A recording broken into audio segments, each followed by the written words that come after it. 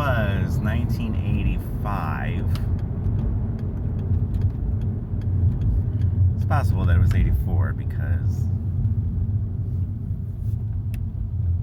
the year changes right in the middle of the school year, but it was my last high school year.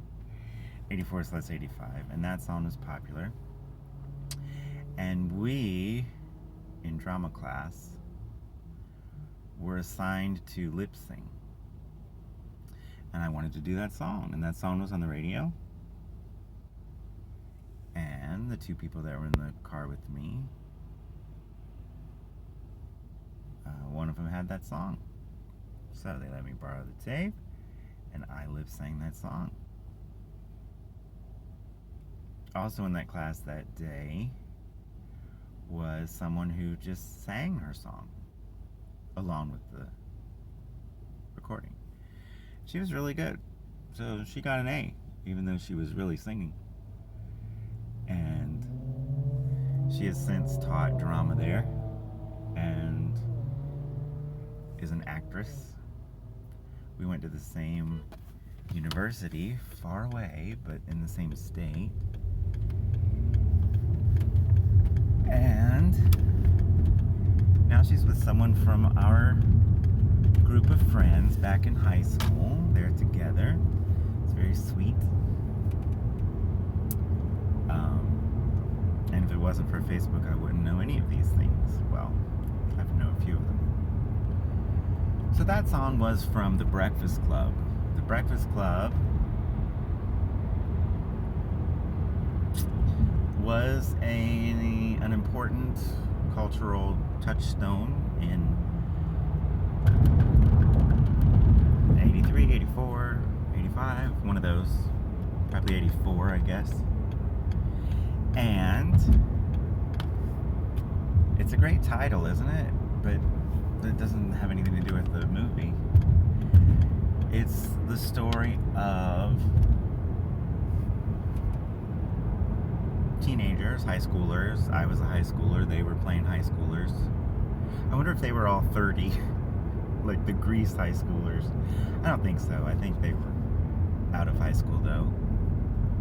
But the high schoolers in that movie and the high schooler that I was, we shared some commonalities, of course, and the idea of that movie is that there's a representative from each demographic of high school. The outsider, the popular, the sports person, the brain, and the delinquent. I think that's all of them. So when you're in high school, people are figuring out where they are, what group they're in. And it brands them.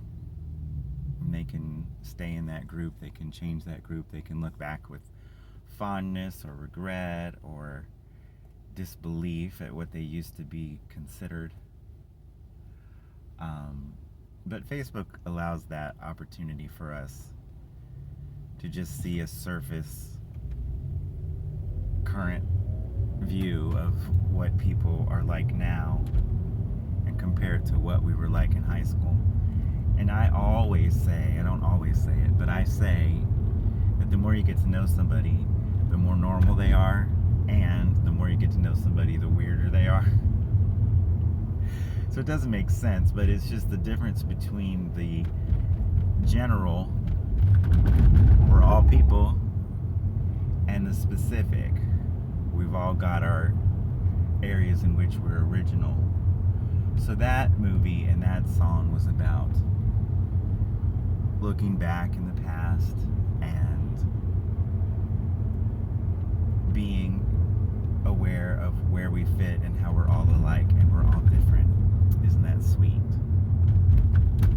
So it was a good movie. I was talking about it yesterday, I think, and somebody was saying that they were glad it didn't have a reboot, and I was trying to remember, was it a reboot that they wanted or was it a sequel that they wanted? But I was also talking about this. There's so many ideas pitched for movies and TV shows, and they just never get made. And you just don't know if a pilot's going to be picked up, or if it's going to just be completely forgotten, or if it's going to turn into a franchise that has an entire universe of movies or films or characters or whatever. The Disney universe bought the Star Wars universe, and there's the Marvel universe, and one little idea can just live forever or just never be seen. I was talking to somebody yesterday who filmed a pilot, and I think it was a small part in a pilot, but the director came up to her and said, if this gets picked up, then I want to have you come back for more of the episodes, which is kind of surprising for a background character. She's an interesting person, an I was gonna say ex-Playboy Bunny, but the when I hear Playboy Bunny, I think of the women who posed in the magazine, but she was a server or a hostess, someone who brought the drinks at the Playboy Club in Miami. So I don't know if they're called Playboy Bunnies, but she would wear the leotard with a cotton-looking bunny tail on the back of it and bunny ears, and did they wear fishnet stockings or something? She was saying that the corset, she didn't really call it a corset, but it serves the function of a corset. It like makes the waist thinner. That they wore actually left her bruises on her.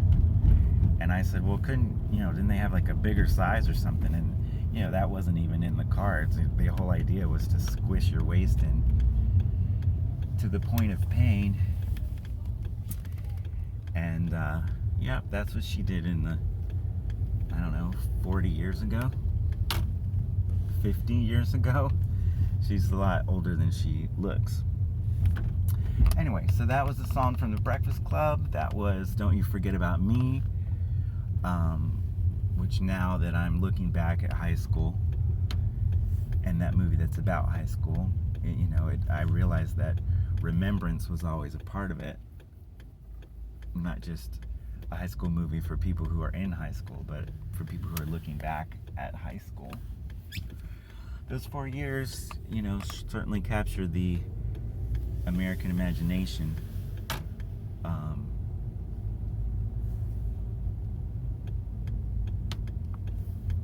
And I wonder how long that's been. I wonder if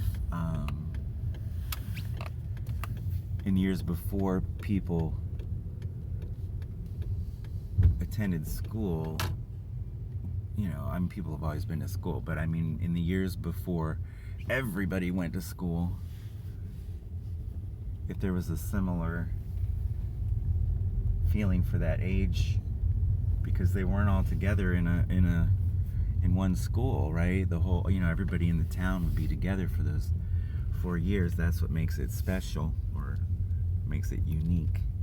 So anyway, that is a look back at high school, 1984-5, and on our way to a show, the penultimate show of 9 to 5.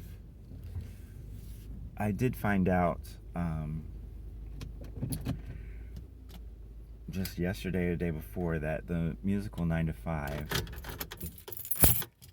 is credited to Patricia Resnick, who wrote the movie.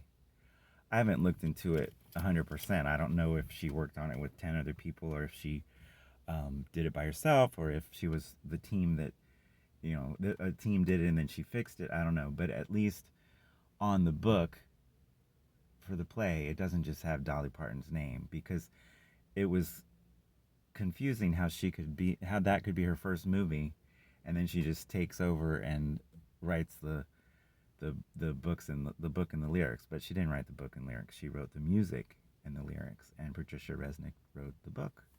So we've been getting rave reviews, and it's time for me to go in. Let's have a good show, and we'll see what tomorrow brings. All right. Good night, everybody.